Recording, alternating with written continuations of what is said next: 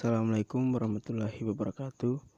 Perkenalkan, nama saya Yulianto, NPM 15.2001010,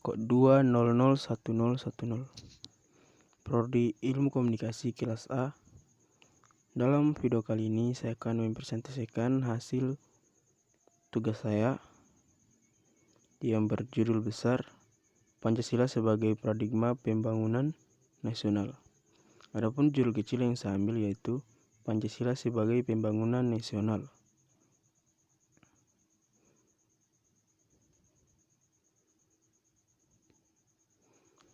Pembahasan yang pertama yaitu pengertian paradigma. Nomenklatur paradigma berasal dari bahasa Latin yakni kata para dari paradigma. Para berarti di samping, di sebelah, dan dikenal. Sedangkan digma berarti suatu model, teladan, arketif, dan ideal. Dalam masalah populer, istilah paradigma berkembang menjadi terminologi yang mengandung konotasi pengertian sumber nilai, kerangka pikir, orientasi dasar, sumber asas serta arah dalam suatu bidang tertentu.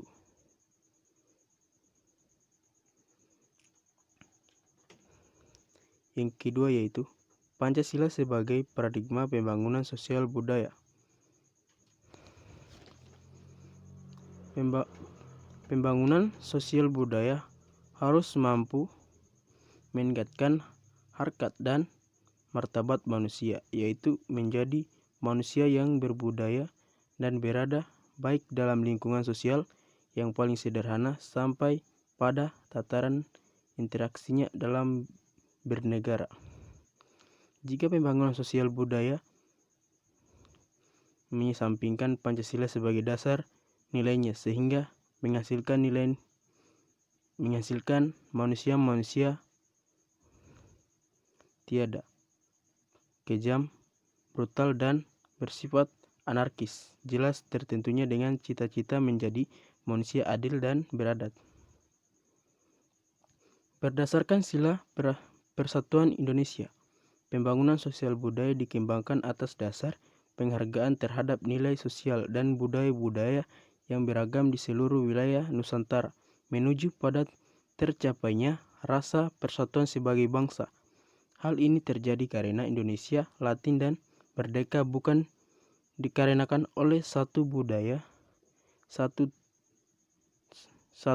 saja, tetapi merupakan manifestasi dari beragam budaya yang ada di Republik Indonesia ini yang membentuk satu konsep unitaris.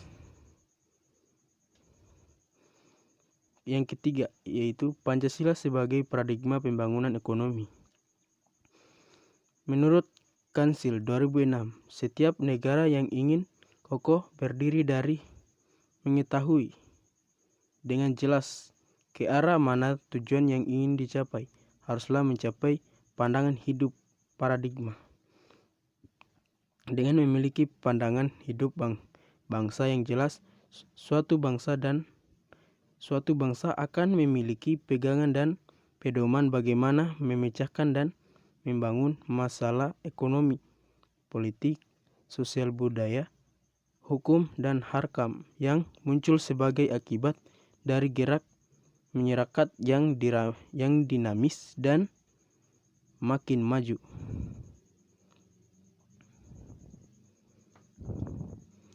Adapun menurut Syabair 2010, pembangunan bidang ekonomi pasca reformasi berorientasi pada dua hal berikut. Yang pertama, sistem ekonomi kerakyatan yang meliputi pengembangan sistem ekonomi kerakyatan,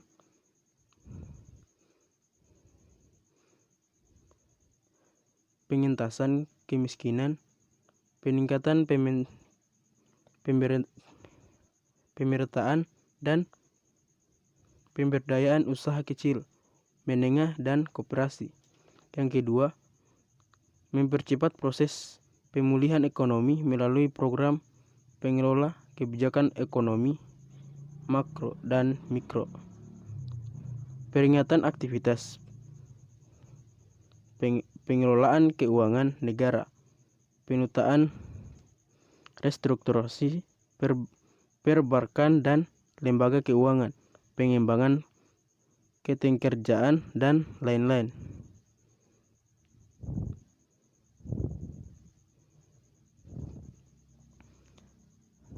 Adapun menurut Syamsuddin 2009, sesuai dengan paradigma dan hak-hak asasi rakyat, pemerintah telah menetapkan bahwa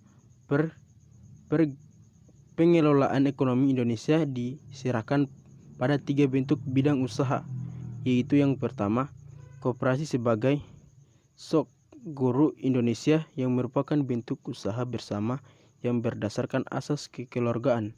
Yang kedua, badan usaha milik negara BUMN atau badan usaha milik daerah BUMD adalah badan usaha yang sebagian besar atau keseluruhan kepemilikan oleh negara. Yang ketiga, badan usaha swasta sebagai badan usaha profit milik pribadi atau perseorangan, kelompok swasta yang mengelola sektor ekonomi.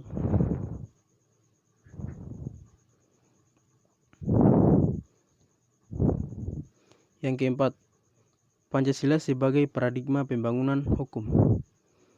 Salah satu tujuan bernegara Indonesia adalah melindungi segenap bangsa Indonesia dan seluruh tumpah darah Indonesia. Perlindungan yang dimaksud tentu saja bersifat ke dalam dan keluar secara menyeluruh. Pemahaman tersebut juga mengandung makna bahwa tugas dan tanggung jawab tidak hanya oleh penyelenggaraan negara saja, tetapi juga rakyat Indonesia secara keseluruhan.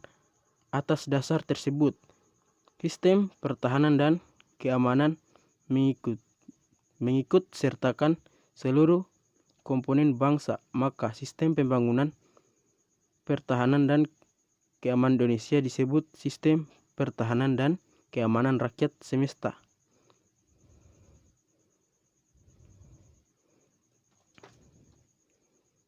Yang kelima, Pancasila sebagai paradigma kehidupan kampus. Dalam kehidupan masyarakat kampus, Pancasila hendaknya dijadikan dasar dan modal bagi pengembangan kehidupan bermasyarakat di perguruan tinggi. Implementasi Pancasila sebagai paradigma kehidupan kampus adalah tidak jauh berbeda dengan kehidupan tataran negara. Jadi kampus juga harus memerlukan tataran pembangunan seperti tataran negara, yaitu politik, ekonomi, budaya, hukum, dan antar umat beragam.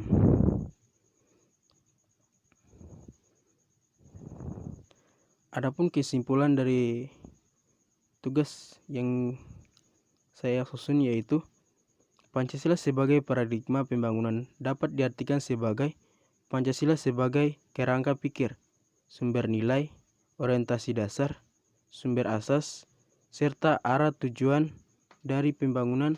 Oleh karena itu, penggalian terhadap nilai-nilai Pancasila terjadi dasar syarat utama dalam perencanaan program-program pembangunan yang dilakukan Kaelang, yang menyatakan bahwa Indonesia aksiologis sumber nilai bagi sistem politik Indonesia terkandung dalam Deklarasi Bangsa Indonesia melalui pembukaan Undang-Undang Dasar Negara Republik Indonesia tahun 1945 alinea keempat.